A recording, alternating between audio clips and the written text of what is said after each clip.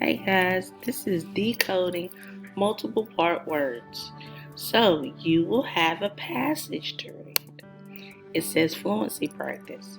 The reason it says fluency practice is because you are practicing reading fluently. You're decoding words that you do not know. At the bottom of this fluency practice, you will see something that looks like this. These are strategies and steps. You will choose 2 words from the fluency practice that you read that you don't quite understand or can pronounce. Yours will look like this. You have word 1 and word 2.